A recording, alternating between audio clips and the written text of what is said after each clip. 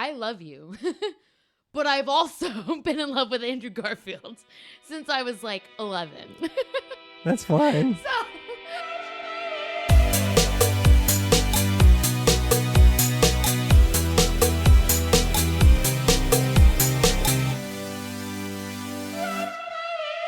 All right. This is We Live in Time. We just got back from AMC Awatuki. Shout out. 4:10 showing. We haven't seen a movie in theaters in a long time. I know. What was the last one? Civil War? Together? Civil War. No. Could it really? I've been to the theater since then, but not with you. Mm-hmm. I don't think. And not like a new movie we haven't seen. Yeah, you might be right. Yeah, that was a traumatic experience. Dang. This was a good way to redeem it. Last movie I saw in theaters, though, was 16 Candles. This was basically the same thing. A romance starring... Who's in 16 Candles? Molly Ringwald. Mm-hmm. And do you know who the boy is? No, but his character's name is Jake Ryan. Interesting. Okay. Well, that is actually a good segue because we just finished We Live in Time, A24, starring Andrew Garfield and Florence Pugh, Flo, who you're a big fan of.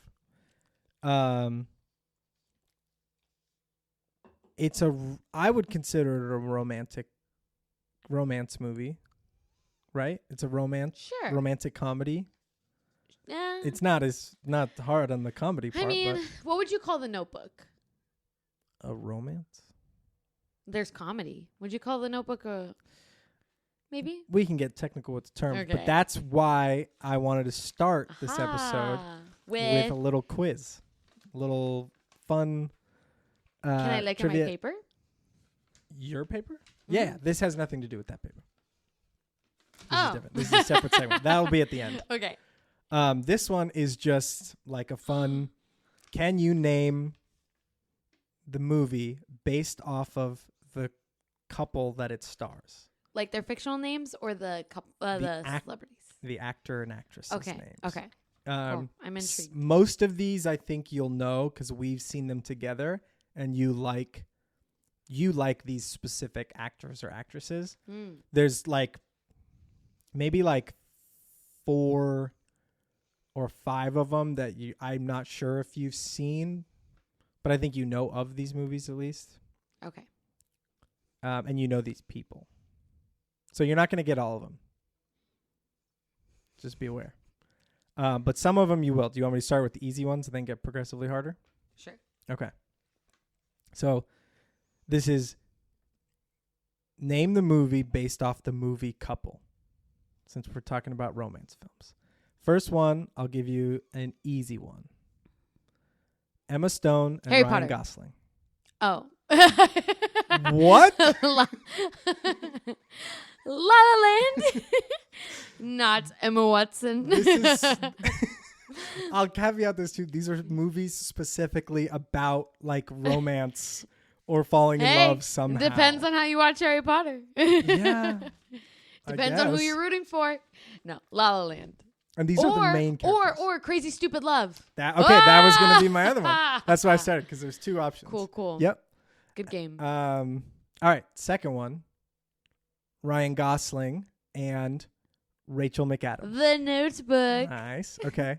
We're going to get a little bit. Which I saw for the first time this year. That's right. We're going to get a little harder. Billy Crystal and Meg Ryan. Oh, When Harry Met Sally. Nice. Okay. My fave movie. Here's a tough one. Meg Ryan and Tom Hanks. It's You've Got Mail. No. Sleepless in Seattle. Yeah, there you go. I knew it was one or the other. Yeah. Joseph Gordon-Levitt and Zooey Deschanel. Oh, 500 Days of Summer. Yeah. You should be timing me. I can get these pretty fast. I was just thinking that. Okay. Jennifer Gardner, Mark 13 Ruffalo. Going on 30. You didn't even let me finish. What if it was a different movie with Jennifer always Gardner? makes me cry. No, I knew it was going to be. Okay. I'm too good. You are too good. All right, here's one. Kate Winslet Titanic. and Jim Carrey. The God movie. Bruce Almighty. Bruce Almighty. No, that does not have Kate Winslet. You know the actress in that one. That would have been a good one. Yeah. Kate Winslet and Jim Carrey. Is that what you said? Mm-hmm. Oh, the Grinch. No. Hold on. The Grinch doesn't fall in love with anybody.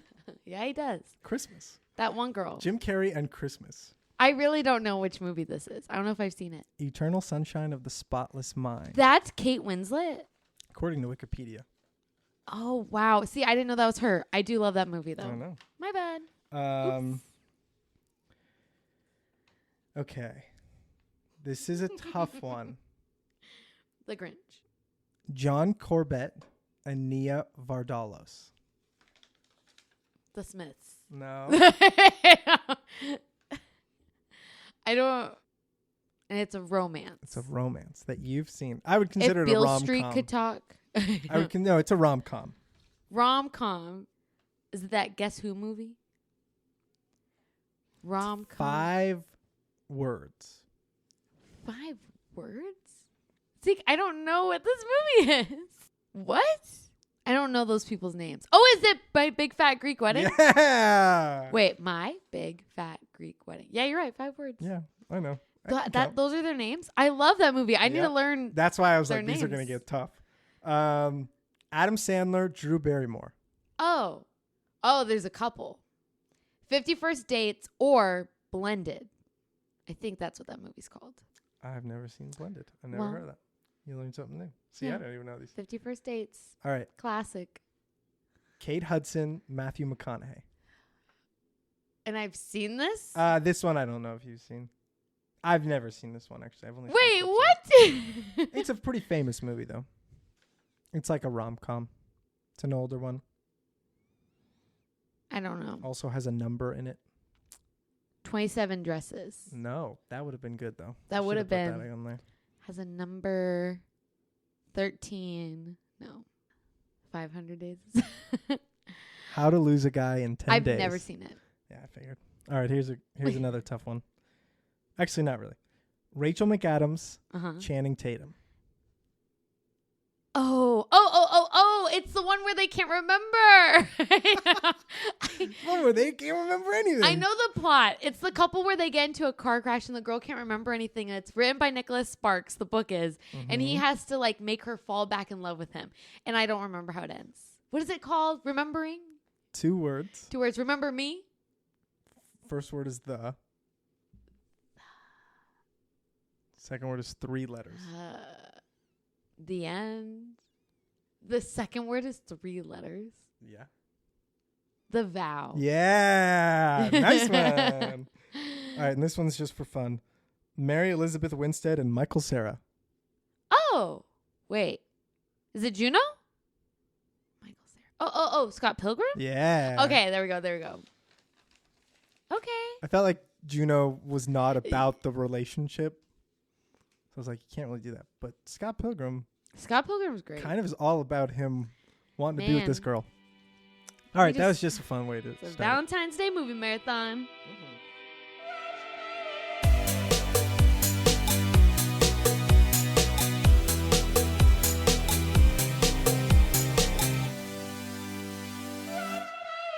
Let's talk about We Live in Time. Okay. Do you want to go first and give your overall reaction? Sure. Well, how long can I talk about my overall reaction? You can talk as long as you want. Okay.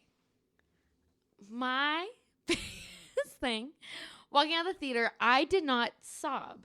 And I went into it expecting like a good, heavy sob. And I'm not mad that I did not sob because when the movie was starting, based off what I knew about the trailer and just the conversations about her cancer, I was like, okay, this is going to be one of those movies where they're like, this is how much time we have left. So we're going to make the most of it. And we're going to do all these things on this list.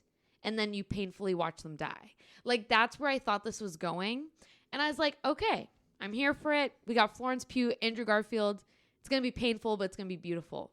And I feel like I left the theater, and with the way they paced everything and the way they framed grief and her cancer, I felt like the movie ended with you being more grateful rather than like heartbroken. Like I felt like, yes, it was about her cancer, but in a way it seemed more about marriage, which is ironic because they never got married. But yeah, I feel like, I don't know if this was the intention of the people who created the movie. I feel like it was a lot less about grief and losing someone and even the origin of how they fell in love. And it was more about their actual commitment. So I was not expecting that. And I was really grateful for that. I feel like if I really wanted to cry and watch a movie about grief, I could have watched something else. But I was pleasantly surprised it wasn't like what I expected. Yeah. Yeah, going into it, I was expecting it to be like, I was like, oh, they're just gonna make you kind of fall in love with these characters, want them to be together, and then she gets cancer and she dies, and like is really hard, and then that's it. And it's just gonna be like, I was expecting it to be just snippets of their life together, snippets of them, like falling in love juxtaposed with dealing with sickness or dealing with cancer. And so when it started, I was like, is this not going to have like a climax? Like, is there not going to be a tension, a rising action? Like, it's just going to be a day in the life of like a really sad story. But then when they introduced like the cooking competition and like the struggle to figure out how to go about that and how to live out the rest of like her life expectancy with a family, but also with a personal life, like that was, I was like, oh, okay, this is where the crux of the movie is. And I don't know, that just like, it set up so many good scenes, like the super big argument when she forgets to pick up the daughter and comes home. That was really hard to watch. I got misty eyed when he takes the wedding invitations and puts them in the car. That one, like, to me was the hardest scene. But even just like her walking out of the cooking competition and her doing the figure skating, like I was like, oh, okay, that is the like central kind of the crux of the movie, the climax, which I really appreciated because it's, you know, when movies tell stories like between different periods, like the jumping in the timeline, a lot of me, like, part of me thinks like, is it really that important? Like, are they just doing this to be cool? Which it is. But like knowing about the cancer diagnosis first and then going back was really cool to see, like the different, just like small moments of similarities between those two times and how things carry over. The two that come to mind are like he's in the tub alone eating cookies when he's at the hotel, and then like not immediately after, but later on you see like, oh, he's eating cookies with his pregnant wife, like with his wife and child, partner. I guess they're not married at that point. And then the other crazy one was like they get milkshakes, and then immediately after he's getting a milkshake they're both getting the milkshake with their daughter. Yeah. And it's like, oh, not the same place, but same tone deaf server or yeah, exactly. Similar atmosphere.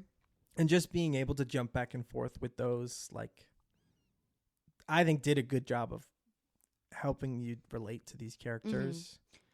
I think the jumping to, sometimes I get a little nervous about how it's going to go. Like, I don't know if it's just meant to make you feel really like, oh, the characters are being nostalgic because now like time is ticking. But I feel like because of the way and the order of the time jumps, it kind of, to me, maybe this is really messed up, but this is what I was thinking. I was like, wow, their relationship has imperfections outside of cancer. Like, it wasn't a movie where like everything is perfect. Here's how wonderful everything was. And then cancer happened and blah, blah, blah, blah, blah. Like, I feel like the framing of it, like, they were never perfect. You know, they were a great couple and you get to see the way they kind of come to be. But before cancer is a part of their lives, they already have things where they don't really see eye to eye on yet. Like about having kids, about the possibility of getting married, about how fast they're pacing their relationship. And so it feels like the movie wasn't like centered around cancer, but the cancer like kind of highlighted some of their differences that already existed. So like the fact that she seemed to be neglecting her daughter and her family and this wedding that they're planning for a competition, it's heightened because of the cancer. Like he's thinking like, oh, I'm about to lose my wife. Like I thought it mattered more to her that we get married and yada yada. And it's like, yes, the cancer is the problem, but it makes me think like if this movie, if they took the cancer out, like you still have a story. Like there's still a couple that has like pretty big differences on their views of life, and you could still have a plot out of that. So that's something I appreciated. It wasn't like, oh, they would have been perfect and their lives would have been perfect if it weren't for cancer. Does that make sense? Yeah. Yeah. Especially at the beginning, it's like they are very different people. Yes. Who like, it is hard to see them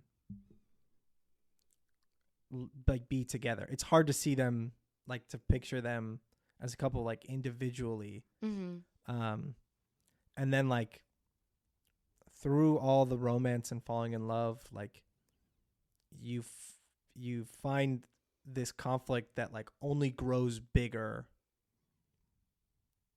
once the diagnosis is there. You know? Yeah. But they were already changing in nature and in their wants and stuff just by being together and just by meeting each other. Did you have a favorite scene? Yes. I was chuckling so much when she was giving birth. I've never laughed so hard during like a birthing scene, and maybe that's so insensitive. Yeah. But I just think it was so well done. Like that is not what I thought was happening. I mean, a part of me when I saw that they were stuck in traffic, I was like, man, they're going to give birth in the car, or like he's going to have someone who's kind of toward the front of traffic take her. Like I just thought of a million other ways it was going to go. And the fact that it was like not only in a gas station, but she's like locked in the bathroom for a second and the employees are a part of it. And Andrew Garfield, like, oh my gosh, his eyes are like so big in that scene. He's just so frantic for good reason. I don't know how they pulled that off. I don't know how they did that scene. She really got pregnant. Like No. it looked so much like she was pregnant. No, it does. Yeah, I mean, I'm assuming it's prosthetics and some sort of, you know. That's impressive. Like the same way you would make a bald cap. It's impressive. Yeah, I mean, it looks legit, and it's. I mean, like the baby doesn't. Obviously, because I don't know what a baby would look like, especially born in the middle of a gas station bathroom. But like that scene is so. It's probably the best birth scene in a movie I can ever think of. Like, it was awesome. There's not a lot of those scenes, but like in a lot of movies with like couples, there is some funny like birth scenes and stuff, and especially in TV shows. Like I think about that one in juxtaposition to A Quiet Place. Oh. Where she has to give birth, like, and the monsters are coming at her. Like, like there is a really good way to like kind of set those scenes up in different ways. I mean, that the Quiet Place one being so stressful, but this one just being like one thing after another. Yeah. And the gas station attendants were like Unsung heroes. Yeah, honestly, some of my probably like my Jane. favorite. I think that was one of her names. Yeah, I'm definitely gonna say thanks, Jane, a lot now. Oh yeah, one of my favorite like just still moments was just like Andrew Garfield waving from afar inside the ambulance at them. Like, it was just like, did this really happen? Yeah. What would you name a baby born in a gas station bathroom? Shell? Circle K? Shay for Chevron. Shay for Chevron? Chevron. Chevy?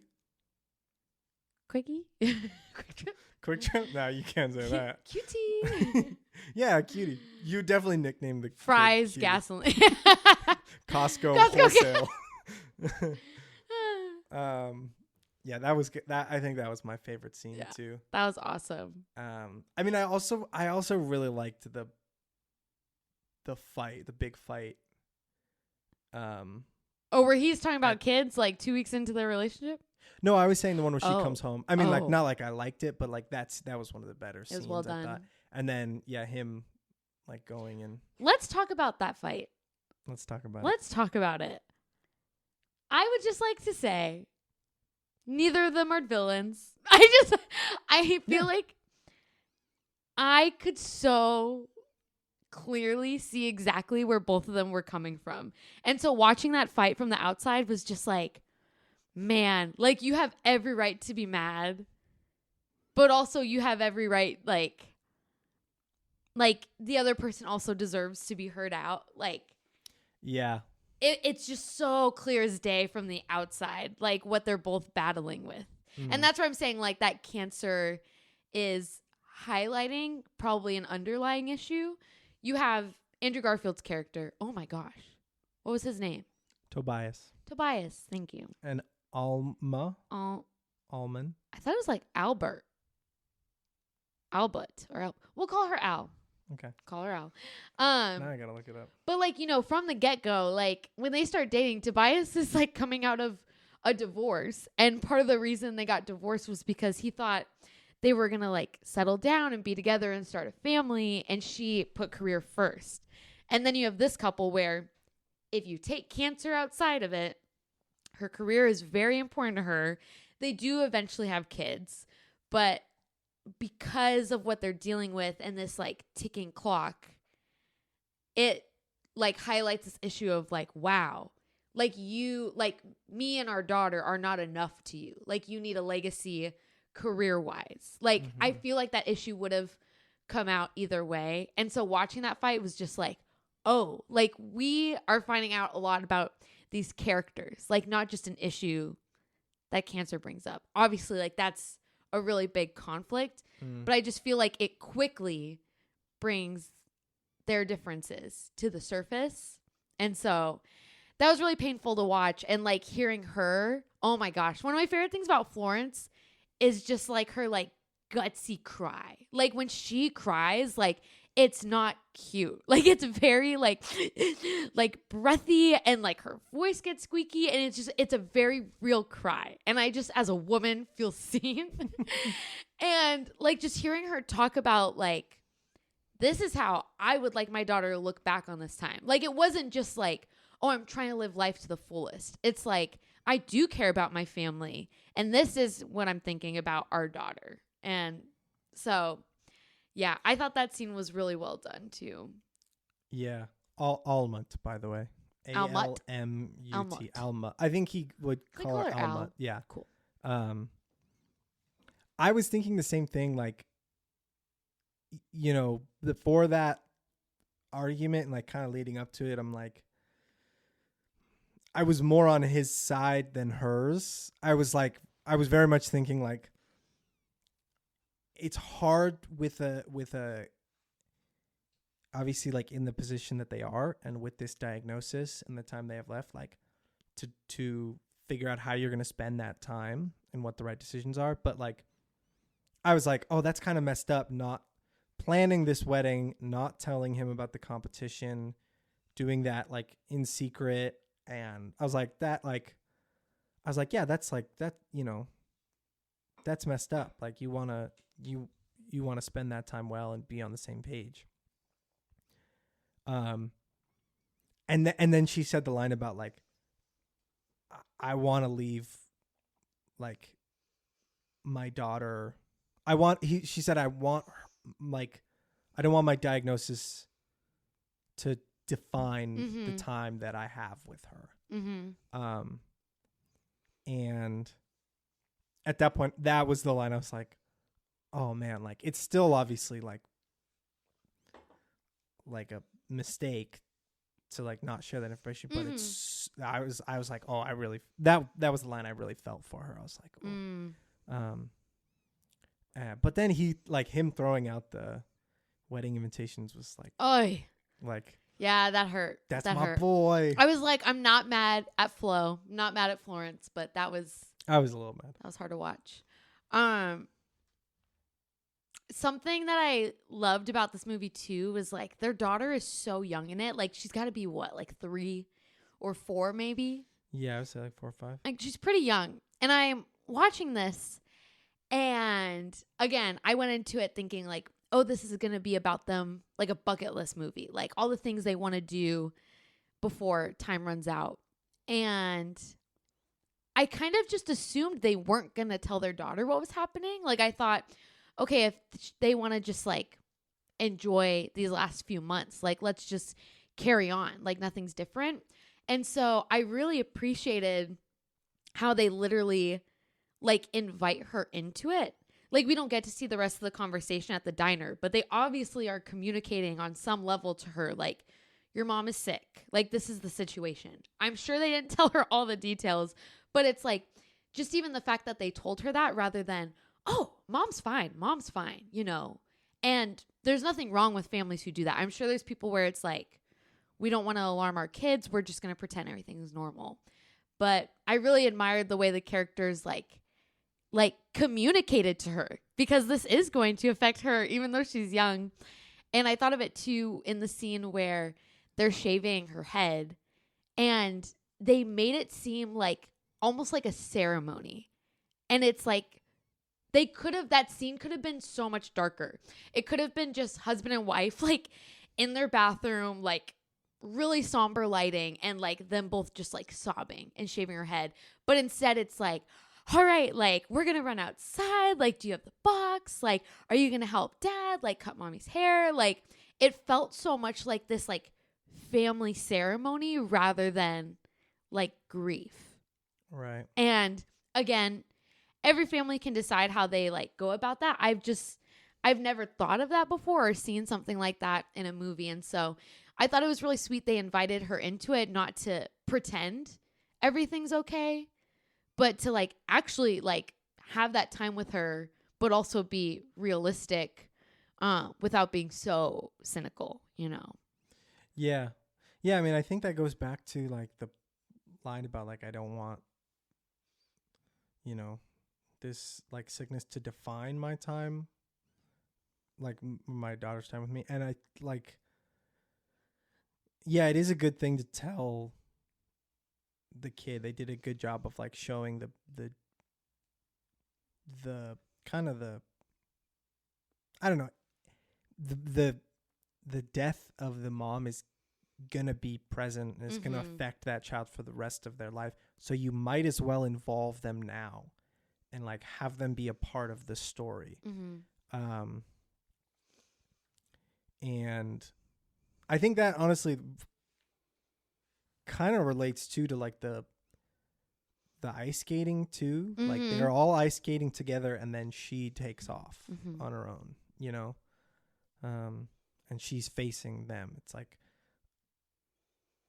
she was involved and she got them out on the ice, and then she passes. She kind of moves away. What did you think of that ending? Do you feel like? I was very okay with it. Yeah. I was a little shocked, not gonna lie, the way they ended it. I thought because we have so many lighthearted scenes and there's so much like humor, I kind of thought like, okay, like if we get to see the way they fall in love and like this beautiful family they've made, we're going to have to painfully watch her die. Like I thought we were going to get like a deathbed scene or like her, like I was ready for the worst. Like daughter's going to watch her mom die or something. And I'm not mad that it just never got to that point. I didn't feel like it was like too painful to watch. And so again, I feel like the way they framed it was like, we can talk about grief, but we also want to like talk about the relationship and talk about like the little things to be grateful for. So I actually really appreciated the ending. It wasn't a total sob fest, and that's okay. It doesn't need to be. And I love obviously the bookend of the movie. Just I didn't see that coming. With the beginning, it felt a little bit like, all right, like I guess they're telling us that she's a cook. Oh, they're showing us that they're together. Okay, cool. Yeah. But the fact that it bookended was just like this like really sweet, subtle way of communicating like those little details that are going to be a part of their lives forever in remembrance of her. And it makes me think of fun fact for anyone listening. I was in LA a few months ago at like a vintage market, and I thought for some reason I was like, I'm going to see a celebrity this weekend. Like I was in some pretty hot spots in LA. Thought I was going to see someone, and I didn't. And me and my friend get to the vintage market, and they're like, you guys just missed Andrew Garfield. And I was like, dang it, I want to talk to him about grief. Because I don't know if you've watched any of his interviews, but watching that scene of him and his daughter and like reminding her like this is the correct way or the best way to crack an egg. You know, he's like keeping his daughter's mother alive through that. And I was like, oh my gosh, like, you know, it just made me think of those interviews of him talking about his own mom and grief. And I don't know. It just made me look at that storyline differently. Like, one, how you keep your own parent or like relatives' memories alive, but now you're watching this character like actively help her remember her own mother, you know? And so I thought that was really sweet. It's cool to see. Yeah. Yeah, the cooking thing was really like, yeah, it was really beautiful.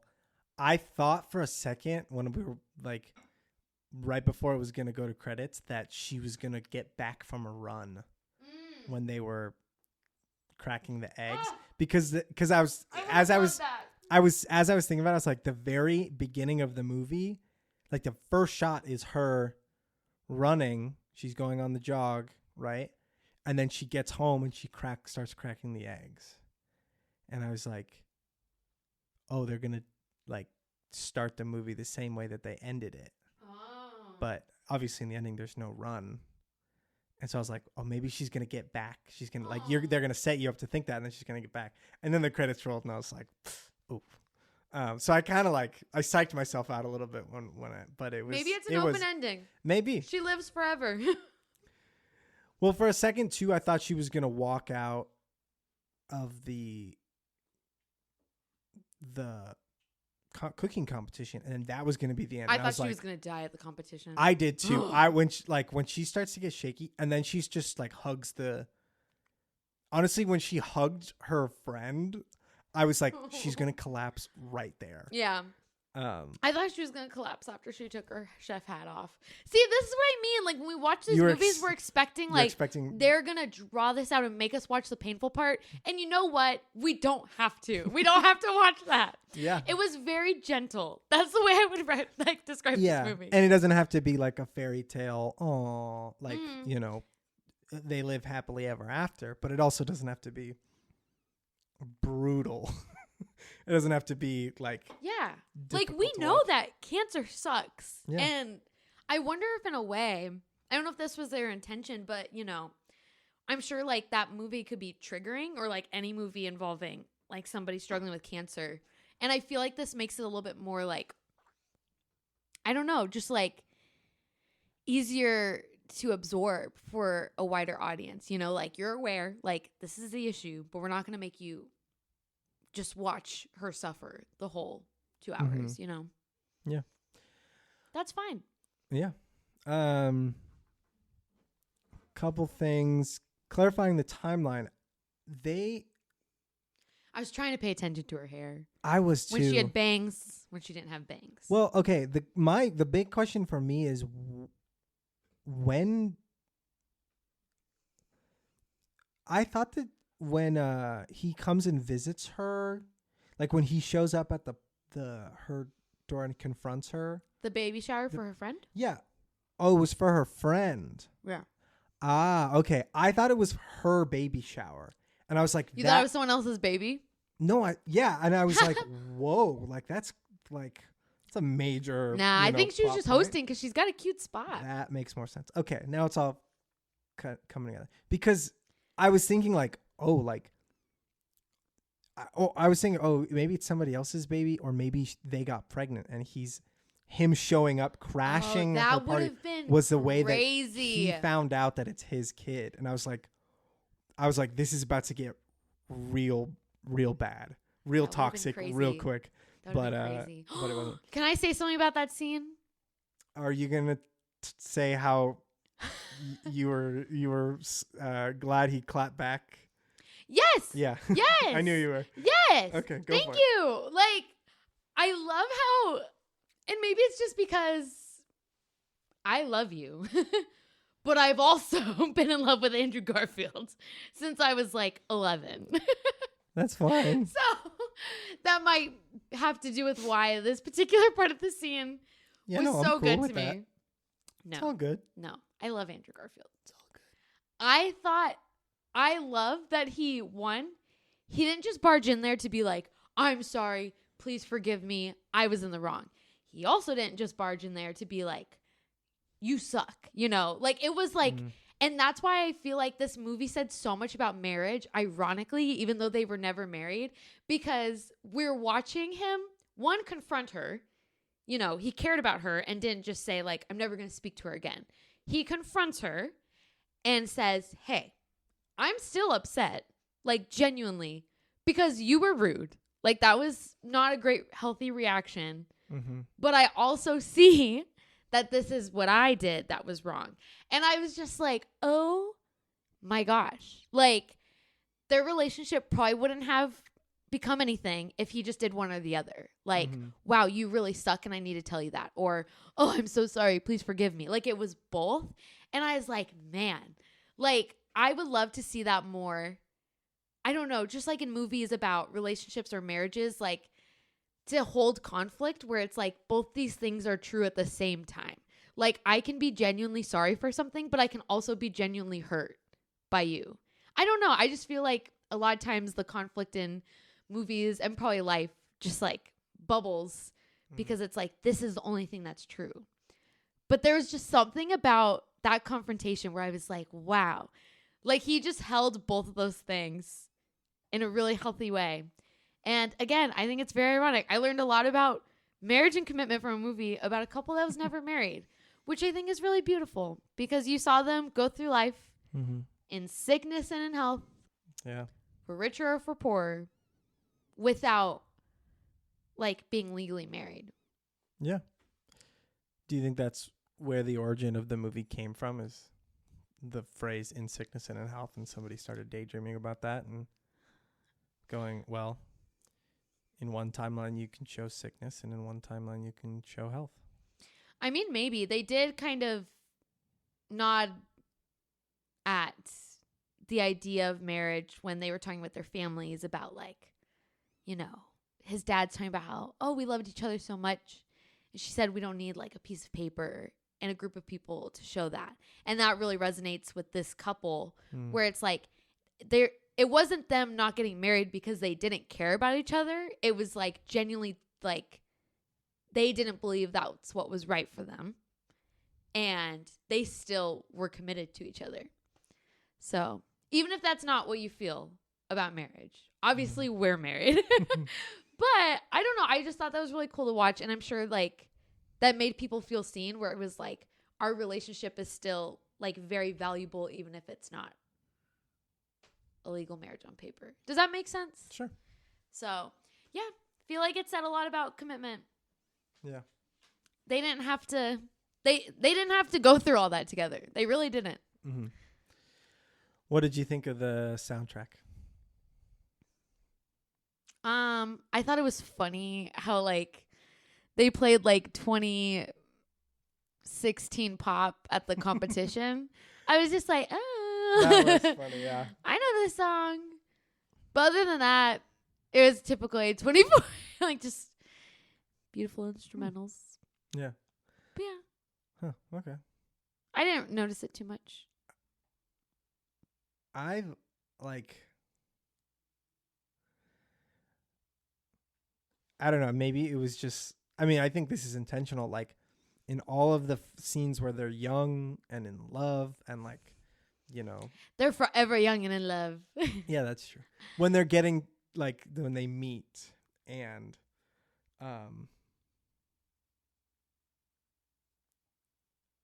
it's playing this like pop kind of like when they meet. Are you talking about in the hospital? no, it's like they go back to the house, they like hook up.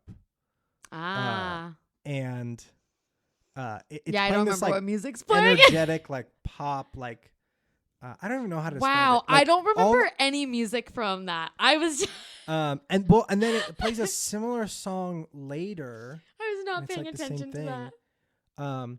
But then it would go very quickly from that to like the scene where he proposes, and it's like this beautiful tempered guitar and strings. I did notice like a motif, and it just escaped me, but I was like, oh, that's that line played earlier.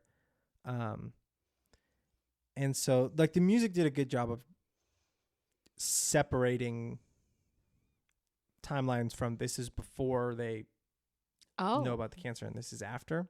Okay. And I felt like there was a warmth in the tone too that did that a little bit. Mm-hmm. Like, just like some of the scenes were a little bit colder once she shaves her head. But the music, there's something about like the mixture of acoustic guitar and quick tempoed strings, specifically in, I feel like, British movies.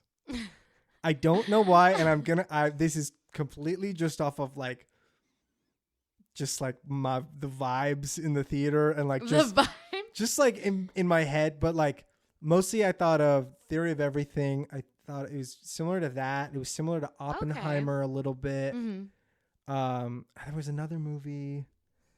I can't remember what it was, but there was some other movie, and I was like, those are all British actors, British directors. So I was like, there's something about, and not the composer, specifically the film, and that it's set in that area too, except for Oppenheimer, obviously. But I don't know. I'm gonna have to look that out. I'm gonna have to look into it. I'm glad you pointed it out. I really don't remember a lot of the music. And that actually I feel like is the sign of a good soundtrack. Is that you didn't notice it. You know that there was music, right? It wasn't. Honestly, I don't remember there being music. Was there music when he proposed? I really was not paying attention to that. I think so. Actually, I don't really remember that part. The part that I remember feeling like, oh wow, I really like this accompaniment is when they're walking through the wedding venue. Oh, and I was the music there, I was like, oh, that's sweet. And then the music when it's like the montage of them at the Ferris wheel or the carousel. Yeah. That music was really cool too. That was a funny montage to me. That was really good. Did not feature the creepy looking horse from the poster. You saw it? Oh, I thought it did, but maybe I'm wrong. No, I might have missed it. Maybe I imagined it because I've seen that meme. I remember seeing the carousel and like it was like blurry, cuts. And I was like, wow, this editing is very different than the rest of the Yeah. movie. This must be really Yeah. important. That was their artsy moment. Yeah. And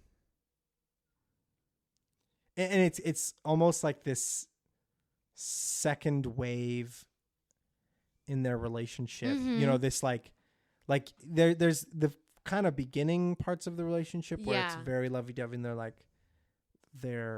she's living in that apartment, and like they're still getting to know each other, and those parts were cool. But then like her being in remission and them celebrating it is kind of like this second wave, this like second falling in love. Yeah. Watching that montage made them both look so young. Yeah. And that's why when I liked it, and then as I was like thinking about it kind of towards the end of the montage, I was like, oh, this is really sad because she's gonna get it again. Yeah. It's like so bittersweet to watch. And they live in time. They still have to appreciate the time that she was healthy. Yeah. Well, what do you think of that title? We Live in Time? Yeah, what does it mean? I mean,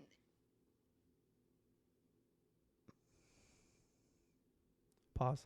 Can you close that door?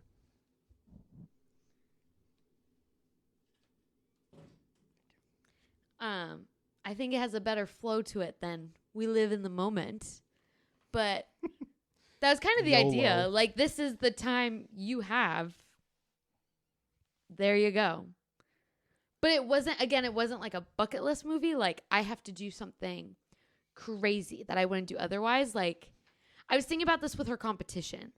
Like, this isn't new for her character. Like, wow, you know what? If I'm going to, like, pass soon, I really need to take a chance and see if I can win this competition. She's done it before. So it's not like she's doing something crazy and out of character. It's just her, like, continually living the life that she built for herself, you know?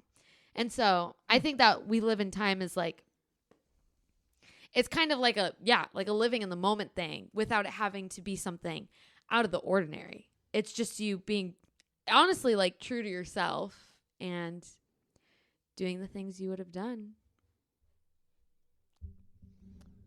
So yeah. Oh, sorry.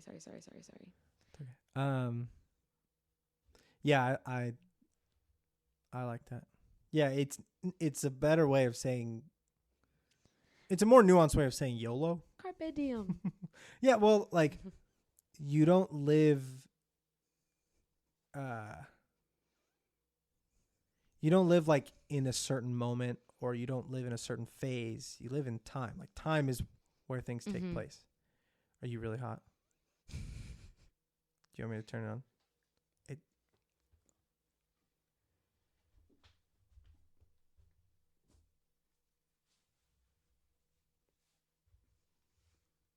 We're good. Sure? Yeah. Okay.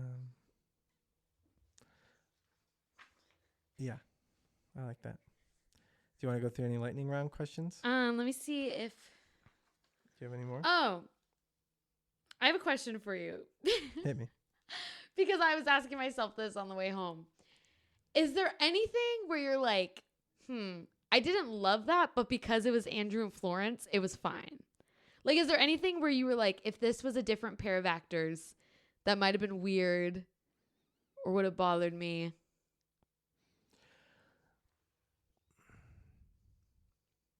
I think parts of their characters maybe. I like Andrew Garfield, and I thought he was really great for this character because, like, especially at the end of the movie, he's a really great communicator. Mm-hmm. Like, he speaks.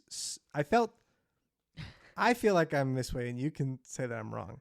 I think I speak slowly, and yeah, you do. when it's important, when things are tense, or when emotions are high, like I try intentionally to slow my speech down. Wow. And like really focus like on making my words count and not saying something dumb, keeping my tongue in check.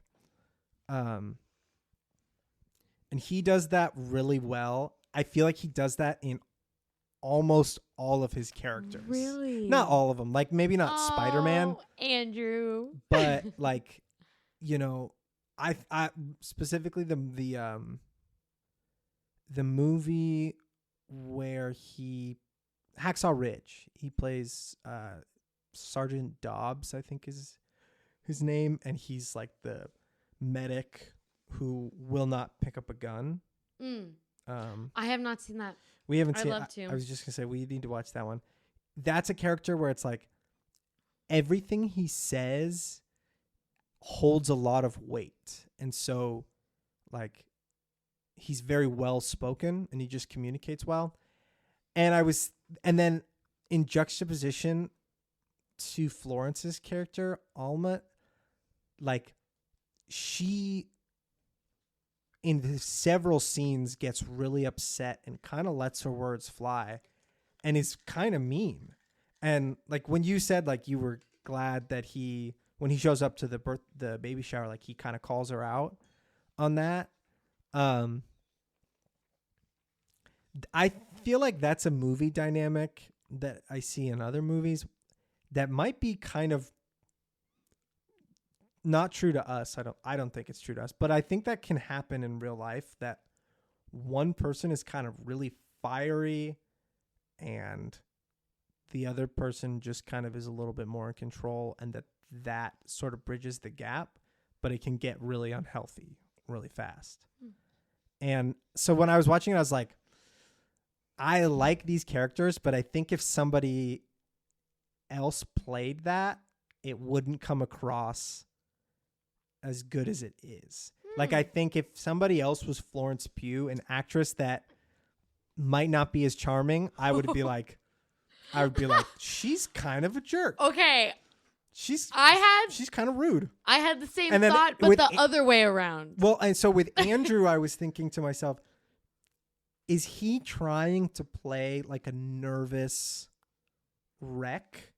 I think that is part of his character, is that he like he's a divorcee and he's sort of emotionally ill-equipped and doesn't know how to talk to girls, and that's why he sort of stumbles on things, and he does at the beginning. He does a good job of that, but at some point in the movie, he kind of gets a little bit more, I don't know, bold. Like he gets a little bit more, I don't know. He just kind of becomes stronger-willed, I guess. Like at the beginning of the movie, he's like, "Do I know you?" And she's like, "Oh, I hate you with my car." And he's like, "That's okay." And like, I don't know. He just he stumbles on his words. He's not as bold, I should say. And like, I thought it was really like sweet because it's Andrew and I like Andrew Garfield, and I'm like, oh, that's like part of his charm. But I think if another actor did that, I'd be like, okay, nah. Okay. This guy's lame. This guy's a weenie. Similarly, when the second he was talking to her about kids, and I was tracking like, okay, I'm pretty sure they're only like 2 weeks into their relationship, if that. I immediately got like, I was cringing for him. I was like, ooh. I was like, he just made things weird. Like, I don't even know if she's like that. Like, she seems pretty career focused and like, this is a new relationship. And so the second he said that, I was like, oh, this might be like conflicting. And that was a little bit like, dare I say, icky. But I was like, if it was anyone else, I probably would have been like, what a weirdo. Like, why would he like jump to that so soon with this girl he's like just getting to know? But because it was him, I was like, okay. Oh, he just went through a divorce because they didn't talk about these things, because they didn't know they were on the same page. But I think if it was someone else, I wouldn't be quick to empathize, like, oh, this is where they're coming from. I would be more judgy. But I was like, it's Andrew. Like, where could this be coming from? Does that make sense? Yeah. I think I had the opposite reaction where I was like, Andrew, good on you for like saying something. Like, yeah, he did just get out of a divorce. I was quick to empathize with him and be like, good for you. It makes man. sense like for his character. Yeah, and when she reacts when she doesn't react in an empathetic way, when she's like, she says like F you for even saying that. I'm like, he didn't come at her like and be like, you know, I love you and I want to have kids with you. You know, like he wasn't like trying to do it in like I didn't think he did it in a forceful or like sort of pushy way. Mm-hmm. He was like, and I guess it wasn't until he said like, because I think I'm gonna fall in love with you. But he was, I understood what he was trying to say kind of from the jump of that conversation. Was like, yeah, man, like check with her. And I guess I'd have to watch it again. But when she reacts aggressively, I was like, don't you want the same thing? Like, you don't like, wouldn't it be miserable like later on when, if you guys do get into a serious relationship and then he's pushing you to have kids or something, like that's a much more difficult breakup than it is right there. It would be. But I think her character from the get-go, like, one, the way their characters are set up makes, I don't think there's meant to be a huge age gap, but the way they act and communicate when you first meet them, and the fact that he's divorced and she's like starting to open up her own restaurant, it makes it feel like he's younger? this older guy that just got out of a marriage. I didn't think of that. And is trying to figure out like who he's going to settle down with, because that's what he thought he was going to do. Whereas she's like, I'm getting my career started. Like, I'm not trying to be tied down. And so I think just hearing him bring that up, I could see where he was coming from. But I was like, you are two very different people. This might be an issue. Yeah. Yeah, I hear. Yeah. I think it also makes me laugh at the scene where he's being interviewed for Weetabix, and he's like, other than like my favorite part of working for Weetabix, other than working for like a giant cereal conglomerate, is that we're all like a family here. Yeah. And then he goes home to a hotel, empty, bland hotel, and signs divorce papers for the end of his what would be family. Yeah. And that like, and so that scene, you know, following this like, or the argument about kids, following that scene, again, it just is, it's great storytelling. It's great timelining. Yeah, you get to know a lot about these characters and time jumps.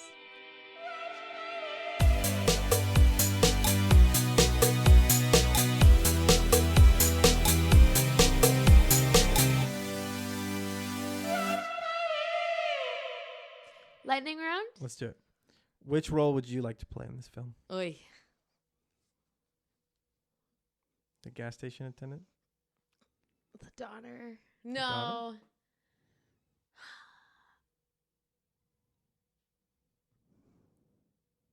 I did like the dad. His dad. Yeah, he was His sweet. dad was really sweet. I think, I could never play Florence's character. I think she just did it so well. Yeah. She was really cool. Yeah. Neither of us are you know, professional actors. Could be. You're right. You definitely could be. I think Andrew's character would be really cool.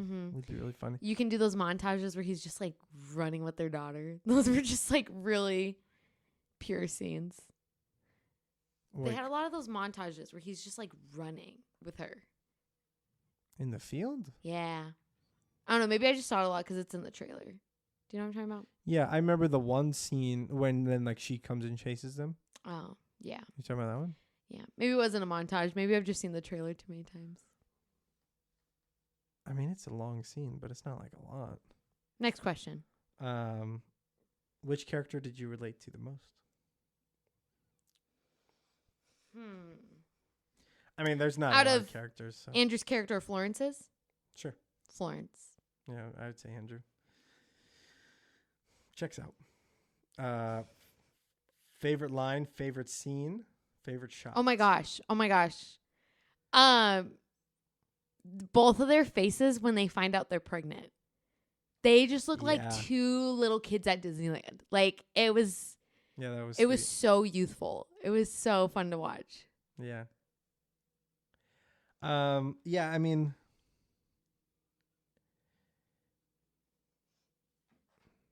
a favorite shot, I did really love him waving goodbye to the when they give birth to the gas station, and then he waves goodbye to the gas station. That shot was really great. Favorite scene, I think, like,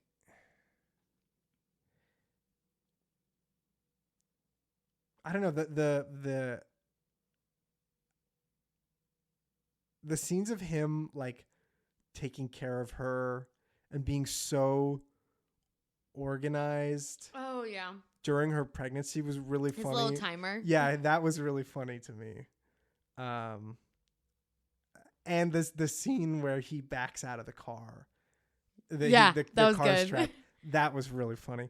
So I think it would have to be one of those two. And a lot of the shots in that montage of them at the carousel walking around were really cool.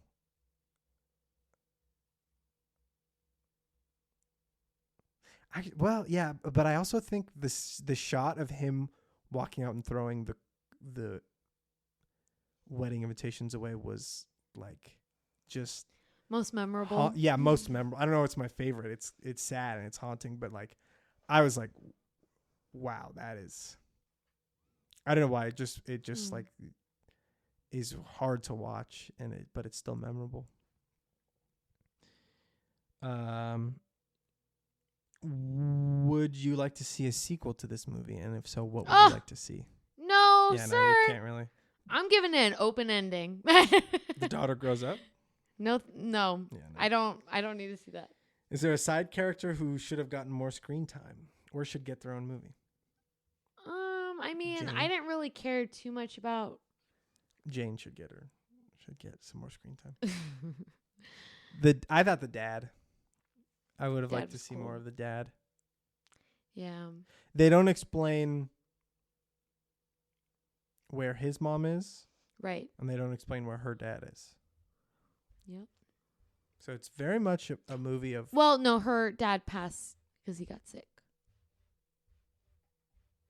What, did they say that at the dinner scene? I must have missed that. When she's explaining why she stopped ice skating. Oh, you're right. Yeah, that's true. Yeah. So there's a theme of... Was it because he was sick? Is that why she says? Mm-hmm. Okay. That's why she stopped going. Yeah. Which is what makes it even more, like, painfully beautiful when she takes her daughter there, you know? Right. It's like, yeah, she will remember her mom from ice skating, but it doesn't have to be a painful thing. Like, it can be a good I got thing. to do this with her. Yeah. Yeah, I didn't realize that. I'm fine. Pretty cool. Would you read the book version of this movie? Oh, yeah. I was sitting there wondering if it was based on a book. I don't think it is. I didn't see anything about it. It was executive produced by Benedict Cumberbatch. That is true. Which is, I thought, strange. How does this movie compare to the director's other films? I don't know if he did The Goldfinch, which is a book based on a movie. So that's when I saw that, I was like, oh, maybe this is a movie. Like when I first saw the trailer, maybe but then it's I was a like, book. I don't think so. And then the other one he did was Brooklyn with your girl Saoirse Ronan. I've never seen it. I've just heard about it. Skip. What artist should have been featured on this soundtrack? Ooh. Whoever did the soundtrack for Little Women. I think that was Ludwig, but I'll double check.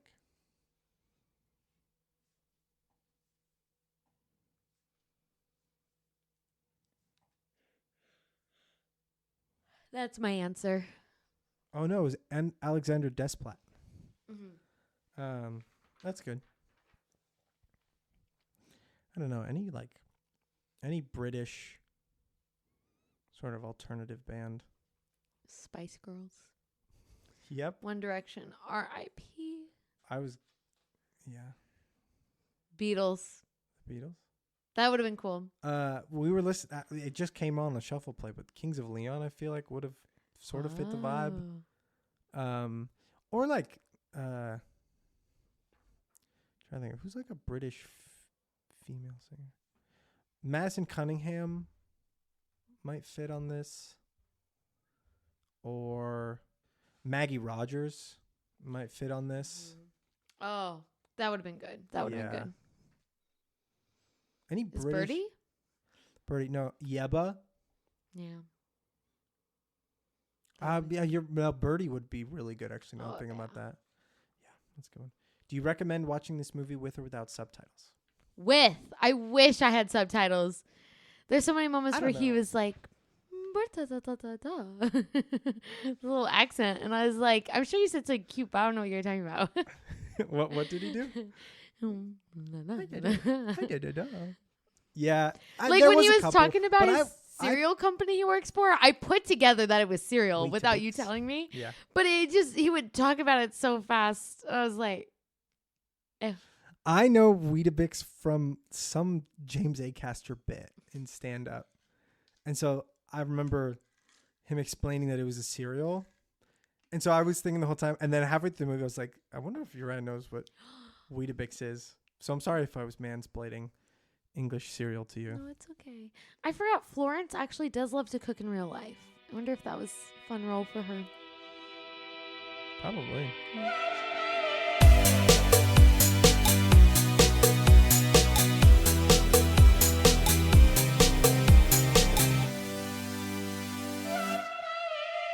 Last thing we have is a quick, fun pairing. Do I look at mine? Yeah, you can look at yours. You can look at them. It's not. It's sort of a draft. It's just like a creative, fun little thing that I've put together several of what I think are your favorite actresses and actors. And if they're not favorite, they're just well known. Ones that we've seen and are familiar with. But they're all relatively young and could star in movies like this. I took out Andrew Garfield and I took out Emma Stone, but Emma Stone's in here. Or sorry, I took out Florence. I was thinking about this movie. I was thinking about Nobody Wants This on Netflix, which we also just finished watching, and how there haven't been that many like romance or rom-com movies, like movies where you're like, oh, this is about like their relationship, you know? And if they are, they're sad, sort of hard dynamic movies. Past Lives. Not like hard to watch and not the ending isn't like, oh, they're together. You know, or like you're not like rooting for them to be together the whole time, but like Nobody Wants This. You're like, oh, like I just want them to be together. And this one, it's like, it's just sweet to see them in love. And obviously in this one, there's other things, but like When Harry Met Sally, the whole movie, you're like, you want them to be together. Like you're rooting for that and that kind of thing. Though it's back. It's coming back. It's making a return. We can have movies just about relationships. Yeah. So it's fine. Exactly. So in that sense, I thought, which actors would you want to see together? Which ones would you pay the most? You would, if you were a casting director, who would you pair up from this list? And I'll read the list out really quick for anybody listening. Gina Rodriguez, Emma Stone, Christian Milioti, Ayo Adibri, Quinta Brunson, Emma Watson, Saoirse Ronan, and Zendaya. Timothy Chalamet, Austin Butler, Channing Tatum, Tom Holland, Adam Driver, Adam Brody, Zac Efron, Jeremy Allen White. Now you have to put, you get 5, and then once you pick your 5, I have a second round. Oh, okay. This is gonna be fun.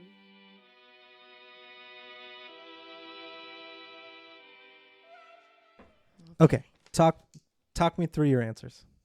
Just for the fun of it, I would love, and I'd pay top dollar to see Ayo and Timothy. That would just be such a strange, like, I could see a friends to lovers trope. Like, they're friends their entire lives. Like, I just feel like that would be the trope. But I just feel like they would be so funny together. Yeah. I'll put a caveat on this. Actually, I don't think this really matters, but I don't think any of these people are actually paired up with anybody from the other. But if yes, there is Zendaya and Timothy Tom Holland and Tom Holland. Oh, you're right. Okay, you can't pick ones and Saoirse and Timothy and Austin Butler and Zendaya. But anyway, what? You can't pick in what in Dune. Austin Butler's the bad guy. But they're not together. Yeah, whatever. Oh, Timothy's with everybody. Yeah, Timothy's with Zendaya. Oh you can't pick ones where they're already linked up. Okay. That's fine. I wasn't going to do it anyways. Do I give you my next one or do you give one? Wait. So what was yours again? Io and Timothy. Okay. My first one, I'm going to go Christian Milioti and Zac Efron. Okay. Can I give you my next one? Yeah. You can, and by the way, it's not like a draft, like the ones I pick. Oh. Okay. You can just still choose. I'm just listing them out one by one. My girl Gina. Mm-hmm. And Adam Brody. I I also think they'd be funny together. Why that one? I love them both because I think they're just like cute and like kind of quirky. Like Gina always ends up playing like an author who's like got something chaotic in her life going on. And Adam Brody, I'm thinking of like him as the rabbi, but I'm also thinking of him as David in Gilmore Girls. And it's like, he's just a cute, quirky guy. And so I feel like together they'd be really sweet, but they would have this like weird sense of humor that makes sense for them together, but would be strange solo. Yeah. I like that. My next one, I'm going with Jeremy Allen White. Dun, dun, dun. And Saoirse. Oh, you know who I was going to say? No, I'll save it. This one I feel like could be like I cannot see it. This one I'm thinking Jeremy Allen White plays like a greaser, like kind of gangster, not like gangster, but like sort of almost like a Newsies, some sort of like kind of from the streets character in a gang. From like the gangs of Chicago or something. And then Saoirse is like this posh, rich, daughter of some titan, and then they end up falling in love, and learn about the other class. Anyway, what's your next one? Kristen, because I love her. Mm-hmm. I don't know if she can dance, but her and Channing Tatum. Wait, I had Kristen and Zac Efron, so why are those two? That was my first one. What did they play? It's a musical. Okay. They both Actually, I would love to see High School Musical with these two as the lead. That's funny. Yeah, I want them in a musical. I want them to sing and dance together. And she's so small. I feel like she would look so small next to him. Yeah, I like that one. My next one, and this is Don't take mine. I'm breaking the rules of my game here. I'm going with Quinta Brunson and Tom Holland. Oh, why are you breaking the rules? Well, They're not together. I don't think it would be a romance movie. It would be like a buddy cop movie. Wait, like I'm sorry. You said Io and who? No, I said Quinta and Tom Holland. They would be that's okay. Budding detectives or something, or like. You don't think they could fall for each other? Don't make it a race thing.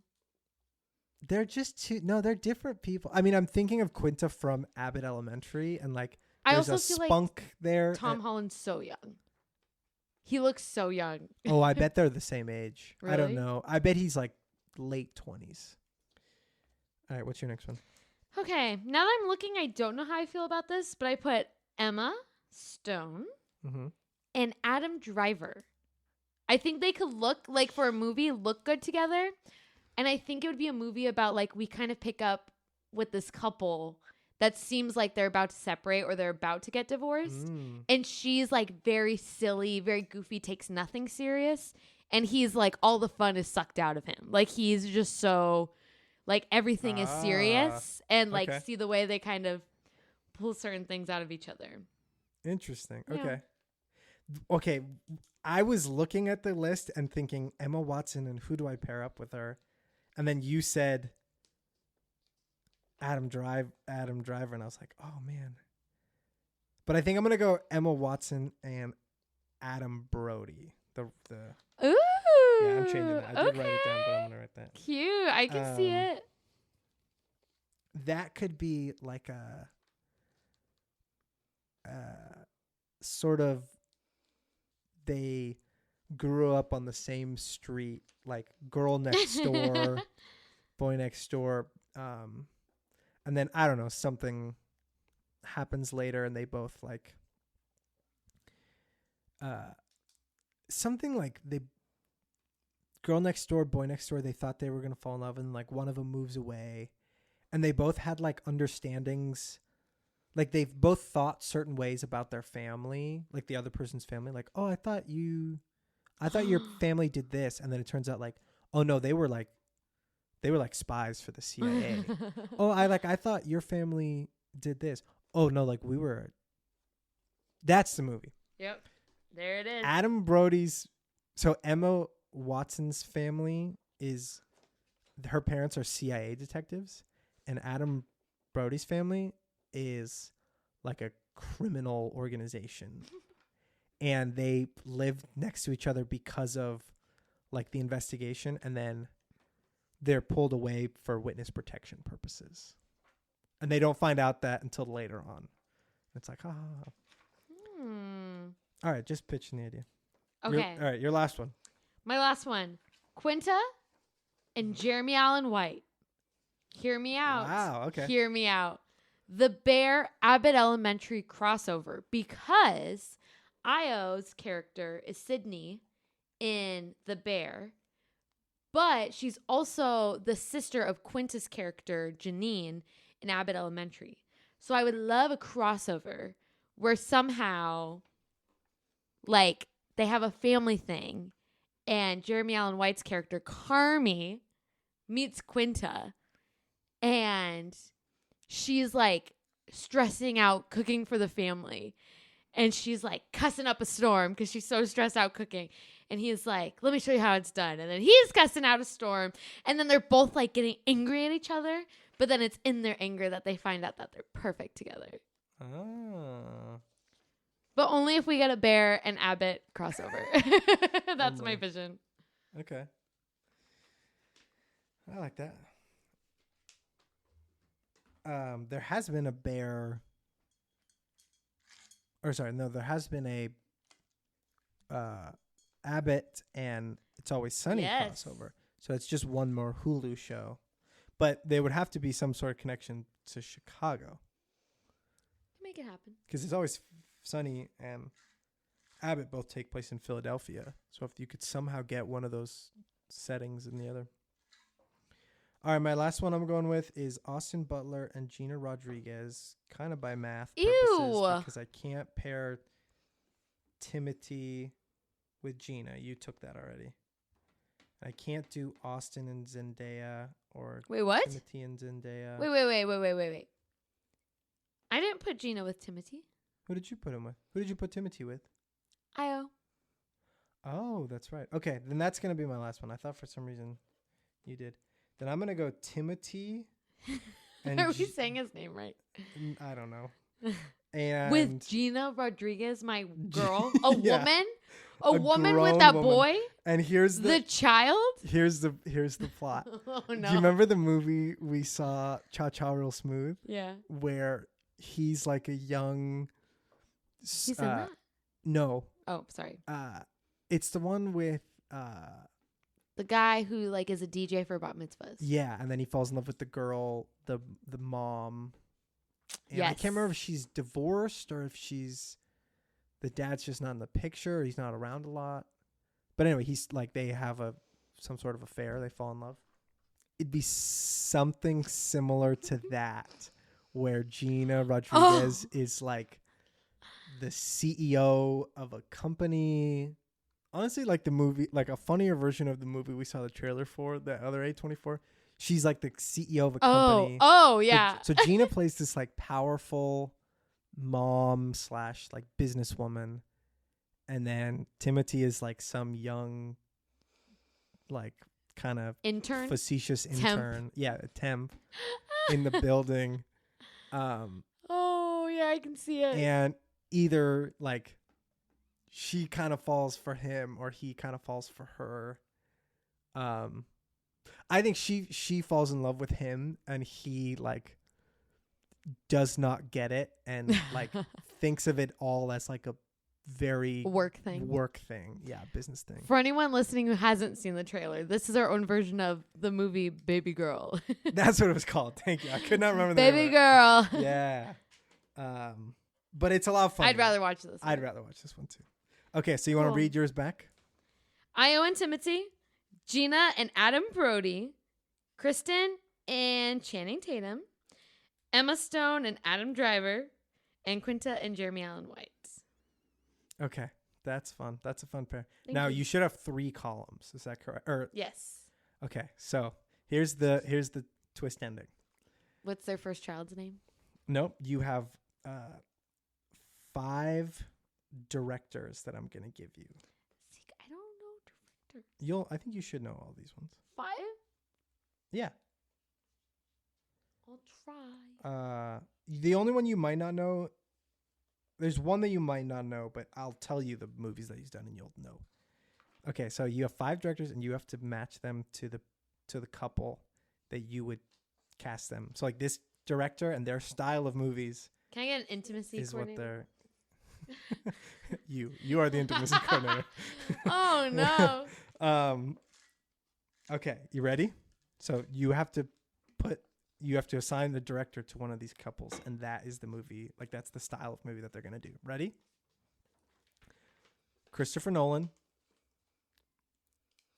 Quentin Tarantino, Greta Gerwig, Wes Anderson, and James Cameron. You know who James Cameron is? He's the guy who did Avatar, Transformers. He does like big blockbuster action movies. So think like Transformers or Avatar, something like huge budget, lots of explosions and giant animals and stuff like that. Okay. Think like maybe Fast and Furious. Oh, I already drafted him. Oh, okay. All right. Okay. Sorry. So there's Christopher Nolan, James Cameron, Wes Anderson, Greta Gerwig, and who else? Quentin Tarantino. Ooh. Got it. I'm ready whenever you are. Okay, I'm not ready. I'm not ready at all. I need time. Okay, let me think here. All right. I'm ready. Okay. One of mine was just process of elimination, but everyone else I genuinely I had two at the end that I was like, I can't decide between these two. All right, you go first. Okay. Talk me through your first one. Okay. My first one, Io and Timothy, directed by Wes Anderson. They're both quirky characters. I could see the costumes. No, that fits perfect, yeah. It would be fun. Timothy's been in a Wes Anderson film too. A couple of them, I think. Yeah. And I think Io would love it. I think she'd have fun. And she'd have me to thank. She would. Yeah, that would be good. That's funny. They're also both like tall and thin. Yeah. I don't know why that fits Yes, Wes it Anderson does. films. He uses a lot of like I don't know, parallel lines. I don't know. Okay. My Wes Anderson is Kristen Milioti and Zac Efron. Oh. I don't know why. I Wes just Anderson. thought the dialogue. I thought Kristen Milioti would be really funny and very suited for like a Wes Anderson film that's almost monotone dialogue, but is a lot of like quick facial features. So I thought she'd be good. Zac Efron, I don't know. That might he might flop in it. I don't know if it's his vibe. I don't know. Okay. My next one, this was my process of elimination one. Hit me. So my Gina Rodriguez and Adam Brody, James Cameron. So I guess I'll have them driving and crashing a lot of cars. Okay. This is good because I had Gina Rodriguez and Timothy as my James Cameron, and that was one of my two that I couldn't decide on. Wow. Maybe we're manifesting something for her. Yeah, I feel like that would both be kind of stretches for both of those characters. Yeah. Or both those actors. It's like this big, huge action film. But maybe that's exactly what they need. Push them out of their comfort zones. Yeah. And it'd be Hispanic representation in large budget action franchise Thank movies. you. Which, Spread the name Rodriguez. We gotta love. Spread it around. All right, your next one? All right, ready? Yeah. I'm excited about this one. Kristen Milotti, Mm-hmm. Channing Tatum. It's a musical, so of course, Greta Gerwig has to direct and choreograph. Kristen Milioti and Channing Tatum. Greta Gerwig. Okay. Yeah, I can see it. Just because I want it to be a musical. Do they... Is it like a step up, sort of in the Heights Hamilton hip hop musical, or like is it a sweet Is it like a 60s? I don't know. It's like they it's like sing West and Side dance Story, and fall in love. like West Side Story, but less violent. Grease, Yes, that kind of vibe. yes. I can see it. Yeah, Thank you. That tracks. My Greta wasn't the other one I couldn't decide on was Emma Watson and Adam Brody. Oh, that could be cute. That could be sweet. Oh, I'm thinking they're like. I need these movies to be made. I'm thinking they're like. I don't know. Well, Emma Watson has been in a Greta Gerwig film. She has been. She's familiar. And Adam Brody? Was that your guy? Yeah. That's the rabbi. I think that'd be good. I just don't know what their dynamic is. Do they fall in love? Can he sing? Only one way to find out. I think make the movie. No, I think it's a movie where, or it's a musical where she like he plays like a nice guy, but like she dumps him in the end. He just wants to be with her for like money or something, or for status. Or so he's not a nice guy?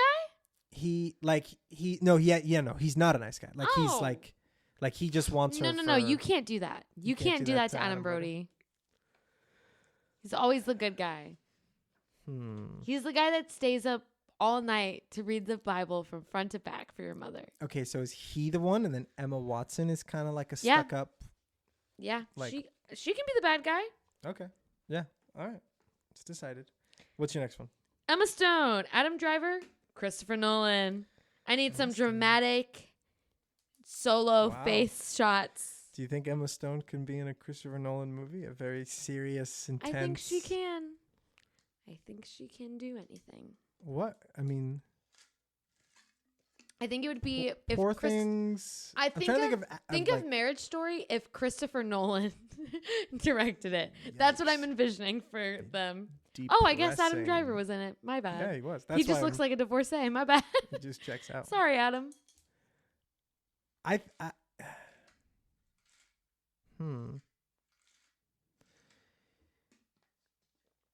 Yeah. No, I guess I can see it. I just can't. I can see Adam Driver in it. I don't know if I can see Emma Stone in that. My Christopher Nolan was Jeremy Allen White and Saoirse Ronan. I think that's cool. I think that's awesome. Jeremy Allen White would thrive. Yeah. Be great. And he would play something similar to the bear. Yeah. Stop. Last one. Okay. Quinta. Two more. What? Don't you have two more? I have one more.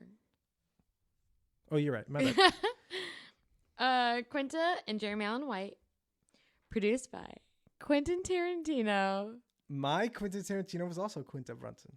Yeah. But it was Tom Holland. I think she'd have a lot of fun.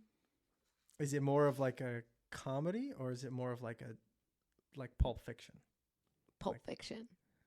So Quinta and... But even funnier. Jeremy Allen White? Pulp Fiction's funny. Yeah. It's just, I don't know. I feel like it's more stylistic.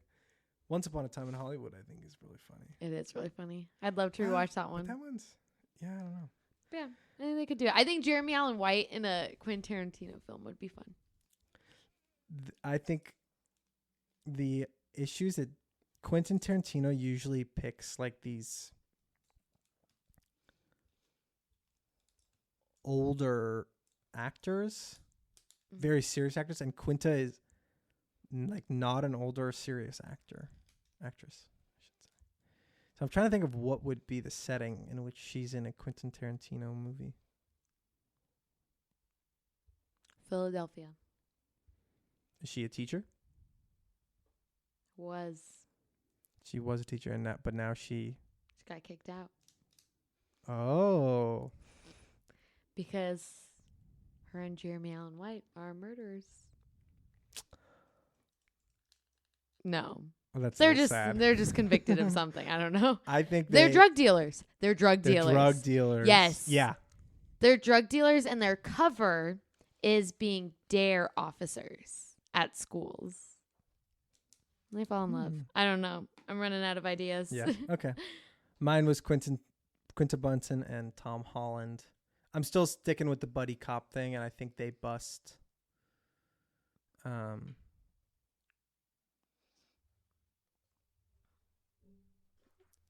No. I think they're pilots.